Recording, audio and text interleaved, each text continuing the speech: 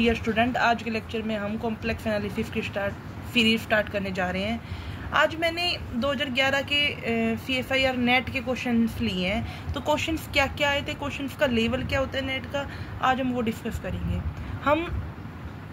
मैंने CFIR net 2011 जून 2011 के CFIR net के कॉम्प्लेक्स एनालिसिस के क्वेश्चन हैं। हम एक एक डिस्कस करेंगे क्या क्या क्या क्वेश्चन आते हैं। देखो, लेट एफ सी से C be a complex valued function given by F of Z is equal to u of x y. देखो मैं एक क्वेश्चन दिखाती हूँ आपको, 2011 में आया हुआ है। देखो ये 2011 में क्वेश्चन आया हुआ है कि सी से सी कॉम्प्लेक्स वैल्यूड फंक्शन है given by F of Z is equal to U X Y plus iota V X Y. Suppose that V of x Y is equal to 3x Y square. Then क्या क्या पूछ रखा है, F can not be holomorphic on C for any choice of U, F is holomorphic on C for a suitable choice of U, F is holomorphic on C for all choice of U, और V is not differentiable as a function of X and Y. अब देखो इसका solution क्या मैं बताती हूँ। तो क्या करना है ये बताओ, होलोमोर्फिक क्या होता है। सबसे पहले हमें होलोमोर्फिक पता होना चाहिए। होलोमोर्फिक का मतलब होता है कोई भी फंक्शन, मान लो सपोज करो हमारे पास ये एफ है, ये इसको मैंने कहा होलोमोर्फिक है, तो इसका मतलब अगर ये होलोमोर्फिक है ना फंक्शन, ये एफ होलोमोर्फिक है, तो इसका मतलब यू भी होलोमोर्फिक होगा और वी भी होलोमोर्फिक होगा। अगर ये दोनों होलोमोर्फिक है तो इसका मतलब क्या होता है, एक इक्वेशन होती है लैप्लास इक्वेशन, वो होती है curl square u by curl x square plus curl square u by curl y square is equal to 0। मतलब दो के डबल डेरिवेटिव इक्वल टू 0। ये होती है यू के लिए और यही सेम होती है वी के लिए। इन दोनों का मतलब ये इक्वेशन यू के लिए एफ होलोमोर्फिक कब कहेंगे, एफ होलोमोर्फिक है अगर एफ यू भी होलोमोर्फिक होगा और वी भी होलोमोर्फिक होगा। तो एफ होलोमोर्फिक है, एफ को होलोमोर्फिक कब कहा, जब यू होलोमोर्फिक है और वी होलोमोर्फिक। तो यू और वी होलोमोर्फिक हो गया, तो यानी कि यू के लिए इक्वेशन सेटिस्फाइड है, वी के लिए भी सेटिस्फाइड है। अब हमारे पास वी दे रखा है x y equal to 3x square y. तो अगर वी होलोमोर्फिक, वी को इसमें होलोमोर्फिक पूछा ना कि भाई एफ होलोमोर्फिक होगा नहीं होगा। अगर मैं वी को होलोमोर्फिक दिखा दूं तो हमारा काम बन जाएगा। देखो वी को होलोमोर्फिक दिखाती हूँ, curl square v by curl x square curl square v by curl y square. वो 0 आना चाहिए। क्या वो 0 आ रहा है, देखना इसका डेरिवेटिव। एक बार डेरिवेटिव किया विद रिस्पेक्ट टू एक्स 6, ये आ जाएगा 6xy, और दूसरी बार किया तो 6y आ जाएगा, 6y आ गया। प्लस इसका एक बार derivative with respect to y किया तो 3x स्क्वायर, और दूसरी बार किया तो 0 हो जाएगा, तो 0। 6xy कभी 0 हो सकता है नहीं, अगर y 0 है तभी हो सकता है, पर ये हमारे पास दे नहीं रखा y 0 है। तो इसका मतलब ये होलोमोर्फिक तो नहीं है, तो f कैन नॉट बी होलोमोर्फिक। तो ऑप्शन ए ही करेक्ट होगा। देखो एफ इज होलोमोर्फिक, गलत। F is holomorphic on C, गलत। F v is not differentiable, ये भी नहीं है, तो ए ऑप्शन करेक्ट है। समझ आया क्वेश्चन। सेकंड क्वेश्चन देखो, ये आया था सेकंड क्वेश्चन, ये पावर सीरीज पे। पावर सीरीज फॉर्मेशन जो है 0 से 2 की पावर माइनस n जेड की पावर 2n कन्वर्जिज इफ जेड का मोड अगर लेस देन इक्वल टू 2 है, जेड का मोड लेस देन 2 है, √2 है, 2 है, √2 है, लेस देन इक्वल टू। ठीक है, अब हमें क्या करना है भाई, हमें सीधी सी बात है, हमें दे रखा है ये है पावर सीरीज, हमें पावर सीरीज दे रखी है, तो हम कैसे सोल्व करें। पावर सीरीज दे रखी है, पावर सीरीज का ये फॉर्मेट होता है। तो इसमें सबसे पहले हमारे पास होता है जेड की पावर n, बट हमारे पास जेड की पावर n तो नहीं है, यहाँ पे जेड की पावर 2n है, तो जेड की पावर 2 को हम t मान के चलते हैं। तो ये यहाँ क्या बन जाएगा, देखना जरा, 0 टू इन्फिनिटी 2 की पावर माइनस n, और यहाँ बन जाएगा t की पावर n बन जाएगा, क्योंकि हमने जेड की पावर 2 को क्या मान लिया, t। अब ये बन गया।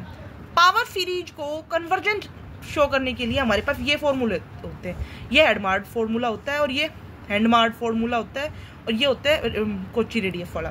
मतलब इससे हम दोनों तरीके से हम लगा के रेडियस ऑफ कन्वर्जेंस निकाल सकते हैं। 1/r लिमिट ये वाला लगा लेते हैं, क्योंकि यहाँ पे हमारे पास ये वाला फॉर्मूला सुटेबल बैठेगा। ये वाला जब भी पावर वाला कुछ आ जाए तो इस तरीके के फॉर्मूले लगाओ। 1/n लगाया हमने, तो यहाँ से क्या बनेगा, 2 की पावर माइनस n की पावर 1/n, यानी कि 1/2 आ गया, और इसका मतलब r कितना आ गया, 2। तो सीरीज कन्वर्जेंट तो हो गई, मतलब कन्वर्ज कब करेगी, 2 के लिए कन्वर्ज करेगी, पर 2 के लिए कब, पर 2 के लिए नहीं, यहाँ पे क्योंकि जेड स्क्वायर को हमने जेड स्क्वायर 2 आया, तो जेड हमारे पास कितना आएगा, √2, तो जेड हमारे पास √2 आ जाएगा, यानी कि t हमारे पास 2 था, क्योंकि हम तो t के लिए मान के चले ना, t और कन्वर्जेंट कब होती है, कोई भी सीरीज कन्वर्जेंट कब होती है, जब टी का मोड लेस देन आर हो। जब टी का मोड लेस देन आर हो, यानी कि आर कितना है 2, टी का मोड लेस देन आर का मतलब टी आर 2 आ गया, तो टी जो है वो लेस देन 2 आ गया। पर टी हमारा कितना है जेड स्क्वायर लेस देन 2 आ गया, तो जेड कितना आ गया √2। तो ये क्वेश्चन समझ में आया, बहुत ईजी क्वेश्चन था, ज़्यादा मुश्किल क्वेश्चन नहीं था। बट हमारे पास अभी एक चीज़ और बचती है, ये तो हमारे पास सिंपल हो गया, पर बाउंड्री पे भी तो चेक करना है, क्योंकि हर चीज़ तो ऐसे देगा नहीं, बाउंड्री पे भी देगा। बाउंड्री के लिए हमने ये कॉन्सेप्ट लगाया कि जेड को अगर 2 ले लिया, √2 ले लिया, क्योंकि √2 आया ना, √2 की बाउंड्री चेक करनी है, तो 2 की पावर -n और जेड की जगह √2 लिख दो और इसकी पावर 2n। तो यहाँ पे 1/2 से 2 घट गया, तो यानी कि 2 की पावर -1 माइनस और n, और यहाँ पे कितना आ गया 2 की पावर n। ये दोनों फॉर्मेशन, ये दोनों कितना बन गया 1। 1 क्या कन्वर्ज करेगा कभी नहीं, ये डाइवर्जेंट करेगा, यानी कि इक्वल टू के लिए तो नहीं, बट लेस देन के लिए हमेशा सही है, यानी कि थर्ड ऑप्शन सही है। थर्ड नहीं, थर्ड में ये है इक्वल टू है, यानी कि फोर्थ ऑप्शन सही है। सॉरी थर्ड नहीं, थर्ड में इक्वल टू आ रहा है, फोर्थ ऑप्शन सही है, option fourth is correct option. ठीक है, इसमें लेस देन इक्वल टू नहीं, इक्वल टू के लिए कन्वर्जेंट नहीं हो रहा है। अब हमारे पास पार्ट सी के क्वेश्चन आते हैं, पार्ट बी के 2 ही क्वेश्चन आए थे, पार्ट सी के क्वेश्चन आते हैं। मैं दिखाती हूँ आपको पार्ट सी के क्वेश्चन,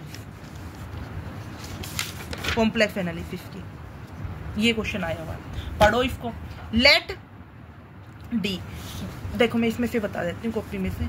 लेट डी हमारे पास दे रखा है Z belong to complex, Z का mod less than equal to 1 है, लेस देन इक्वल टू नहीं लेस देन है, be the unit disc. Let D F D से सी बी एक एनालिटिक फंक्शन डिससेटिस्फाइड कर रहा है F of 1/n 2n/3n+1 for all n greater than equal to. Then हमारे पास 4 option दे रखे, एक ये है और एक थर्ड है, ये फोर्थ है। कि भाई एफ 0 पे 2/3 एफ है, J simple pole at Z equal to -3, और एफ 3 पे 1/3 है और नो सच फंक्शन एग्जिस्ट। देखो जब इस तरीके का कोई भी क्वेश्चन होता है तो एफ ऑफ 1/z को हम 1/n को हम जेड मान लेते हैं। एफ ऑफ 1/n को अगर हम जेड मान लिया सपोज करो तो इसमें एफ ऑफ जेड हो गया, एफ ऑफ जेड कितना हो गया 2, मैंने लिख रखा है 2/z अपन में 3/z+1, और जेड से जेड कट गया तो यहाँ पे 2/3/z 2/3+z आ गया। अब ये पूछ रहा है 0 पे, 0 डालना इसके अंदर, एफ ऑफ जेड अगर ये है तो 0 डाला तो 2/3 सही है पहली बात। तो एफ है जो simple pole at Z equal to -3 पे सिंपल पोल मिलेगा। सिंपल पोल के लिए इसको 0 के इक्वल रखते हैं, z+3 को 0 के इक्वल रखा, तो यहाँ पे z इक्वल टू 3 पे -3 आ गया। क्या इस पे सिंपल पोल मिल रहा है? सिंपल पोल के लिए होता है z+3 इंटू 2/z+3, तो यहाँ से ये कट गया 2 आ गया, 2 एग्जिस्ट कर रहा है तो इसका मतलब मिलेगा सिंपल पोल। सिंपल पोल मिल गया। अब क्या रहा है कि एफ ऑफ 3 पे f of z equal to 2/3+z, 3 z की जगह 3 डाल दिया तो यहाँ पे आ गया 2/6 यानी कि 1/3। बात ठीक है, नो सच फंक्शन एग्जिस्ट नहीं, भाई कर तो रहा है ये फंक्शन एग्जिस्ट, तो इसका मतलब ए बी सी 3 ही ऑप्शन सही होंगे, चौथा ऑप्शन सही नहीं होगा। नो सच फंक्शन एग्जिस्ट गलत ऑप्शन है। देखो डियर स्टूडेंट, आगे हम 4th क्वेश्चन कर रहे हैं। F be an entire function and real function bounded, then real function, 1 minute भी चेक कर लेती हूँ। हाँ रियल फंक्शन है, अगर कोई फंक्शन एंटायर है एंड रियल फंक्शन बाउंडेड है, कब हो सकता है भाई? एंटायर फंक्शन है और क्या कह रहा है इसने, रियल फंक्शन बाउंडेड है, और यू हमारे पास कोई फंक्शन मान के चल रहे हैं, अगर एंटायर फंक्शन है एफ और यू बाउंडेड फंक्शन है, रियल फंक्शन एफ का मतलब यू प्लस आयोटा वी, तो इसने रियल फंक्शन बोला है बाउंडेड, यानी कि यू हमारे पास बाउंडेड है, यू बाउंडेड है तो हमने यू बाउंडेड से लिख दिया। और एफ एंटायर फंक्शन है और एफ एंटायर फंक्शन है, एक रिजल्ट होता है हमारे पास, ये एक रिजल्ट है हमारे पास, रिजल्ट है ये कि अगर एफ एंटायर फंक्शन है तो एफ ऑफ ई की पावर जेड भी एंटायर होगा। तो लिवोली थ्योरम क्या कहती है कि कोई भी बाउंडेड फंक्शन है, अगर हम कोई बाउंडेड फंक्शन मान के चलते हैं तो वो कोई भी एंटायर बाउंडेड फंक्शन होता है, सॉरी बाउंडेड नहीं एंटायर भी साथ में होना चाहिए, एंटायर बाउंडेड फंक्शन होता है वो कांस्टेंट होता है। ये एफ एंटायर फंक्शन है, एफ एंटायर है, यू बाउंडेड है, तो इसका मतलब ई की पावर यू भी बाउंडेड होगा, और एफ जो है वो भी बाउंडेड होगा। तो यानी कि हमारे पास क्या आ गया, जी ऑफ जेड जो है वो एंटायर हो गया।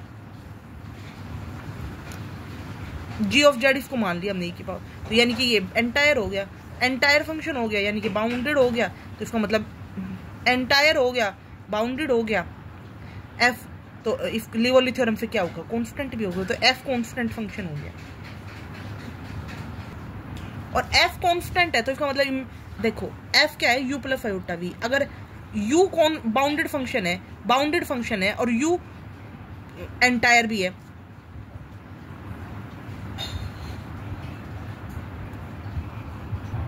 यू एंटायर कैसे है, यू एंटायर ऐसे है, जी ऑफ जेड को हमने ई की पावर जेड ई की पावर एफ जेड लिख दिया। तो ई की पावर एफ जेड की जगह यू प्लस आयोटा भी डाल दिया, ये 1 हो गया। तो ई की पावर यू अगर एंटायर है तो इसका मतलब वो फंक्शन भी एंटायर है। अभी हमने पढ़ा था ना, एक रिजल्ट होता है कि भाई अगर एफ जेड एंटायर है तो ई की पावर जेड है, तो ई की पावर जेड है तो एफ बी है, यानी कि यू भी एंटायर हो गया। तो एंटायर हो गया, बाउंडेड हो गया, तो यानी कि कांस्टेंट हो गया। यू कांस्टेंट है, एफ कांस्टेंट हो गया, और एफ हमने यहाँ पे कांस्टेंट दिखा दिया।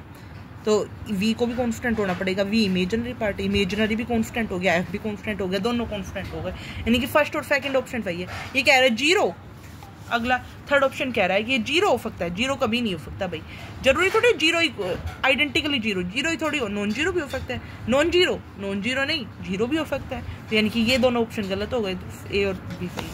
आगे क्वेश्चन देखो, हम ये डी से डी पे होलोमॉर्फिक बता रहे हैं, 1 मिनट। एफ डी से डी होलोमॉर्फिक है, एफ ऑफ 0 1/2 है और एफ ऑफ 1/2 0 है। तो हमारे पास ये डोमेन दे रखे, विच ऑफ द फॉलोइंग करें। इसका डेरिवेटिव 3/2 आएगा, इसका डेरिवेटिव 4/3 आएगा। हमारे पास क्या होता है, ये ऑप्शन मतलब वेरीफाई करने हैं। तो हम क्या करें कि भाई हमारे पास फॉर्ट लेम्मा की कोरोलरी ये होती है, F of z equal to 1 minus f of z के मोड का स्क्वायर अपॉन में 1 माइनस जेड के मोड का स्क्वायर, ये होता है फॉर्ट लेम्मा की कोरोलरी होती है। देखो यहाँ पे कितना दे रखा है, 0, तो 0 डालना है, एफ ऑफ 0 डालेंगे तो कितना आएगा 1 माइनस एफ ऑफ जेड कितना है 0 का मतलब 1/2 का स्क्वायर 1/4, 1 माइनस 1 0, यानी कि 3/4 आ गया। 3/4 लेस देन इक्वल टू 3/4, एक ऑप्शन हो गया, ठीक है। 4/3 अगला पूछ रहा है, एफ ऑफ कितना 1/2 पे चेक करना है। 1/2 का मतलब 1 माइनस, यहाँ पे आ गया 0 नहीं 1/2 पे वैल्यू कितनी दे रखी है 0, तो 0 आ गया। 1 माइनस 1/2 का स्क्वायर 1 यानी कि 1/4, 1 अपॉन में 4 माइनस 3/4 यानी कि 4/3 आंसर आ गया। ये option first true, second true, third में दोनों का मिक्सअप दे रखा है, थर्ड ट्रू। अब कह रहा है F of z equal to z, ये हो सकता है, ये बताओ फोर्थ ऑप्शन बताओ, ये हो सकता है। मान लिया एफ ऑफ जेड है जेड के इक्वल, तो अगर एफ ऑफ 0 को मान के चलते हैं, एफ ऑफ 0 डाला तो 0 आ रहा है, नहीं ये तो 0 पे 1/2 दे रहा है। अगर 1/2 डाला तो क्या आ रहा है 1/2 आ रहा है, ये तो 0 दे रखा है, तो गलत बात हो गई। तो फोर्थ ऑप्शन एलिमिनेट करो, बाकी फर्स्ट सेकंड थर्ड बिल्कुल ठीक है। समझ आया यहाँ तक, आगे भी हम कंटिन्यू करें। 5 क्वेश्चन आए थे पार्ट सी में।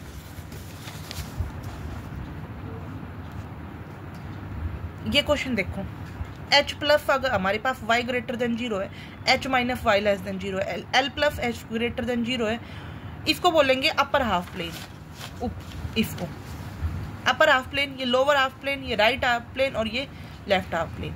अब ये कह रहा है कि फंक्शन जो है maps h plus two h plus h minus two h minus h plus two h minus minus two plus plus plus h plus से l प्लस h माइनस से l माइनस h प्लस से l minus और h minus l plus. इसको अगर हम कहें कि इसको फोल्ड करें, कैसे करेंगे इस क्वेश्चन को, ये 1 मिनट का क्वेश्चन है, मात्र 1 मिनट लगेगी इसको फोल्ड करने में। देखो इस तरीके को क्वेश्चन को मैंने फोल्ड किया मोबियस ट्रांसफॉर्मेशन से।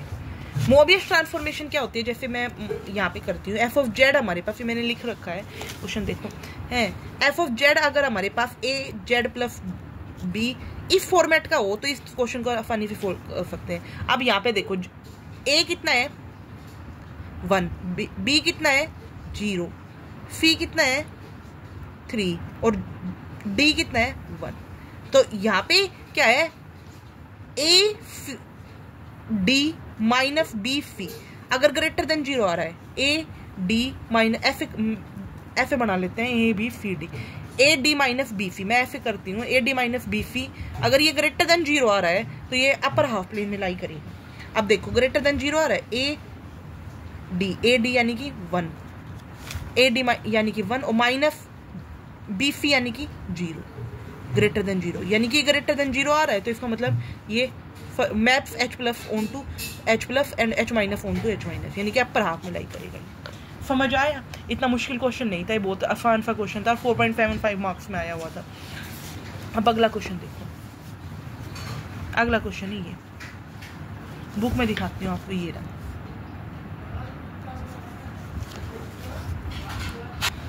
देखो ये भी 4.5 मार्क्स का क्वेश्चन है। क्वेश्चन क्या है देखो, at z equal to 0 the function f of z equal to e की power z plus 1 upon e की power z minus 1 has removable singularity, pole, essential singularity, residue at z equal to 0। इसमें से भी कोई भी option ठीक हो सकते हैं। 4.75 मार्क्स का क्वेश्चन है। देखो मैंने कैसे किया इस क्वेश्चन को, z equal to 0 the function जो है f ऑफ z e की power z plus 1 removable singularity. सबसे पहले हम इसको पोल चेक करने के लिए e की पावर z माइनस 1 को 0 के इक्वल रखा, e की पावर z इक्वल टू 1 हो गया, तो 1 को हम क्या लिख सकते हैं, e की पावर 2n पाई आयोटा लिख सकते हैं, 1 को पावर e की पावर 2n पाई आयोटा लिख सकते हैं। अब यहाँ से क्या आ गया, z कितना आ गया 2n पाई आयोटा, तो यहाँ से क्या हो गया, रिमूवेबल सिंगुलरिटी नहीं, रिमूव कहाँ हुई, सिंगुलरिटी तो रिमूव नहीं हुई, तो पोल सही आंसर है इसका, पोल तो ठीक है। अब आगे चेक करते हैं, देखो यहाँ पे क्या किया हमने, e की पावर z प्लस 1, इसको हमने क्या किया,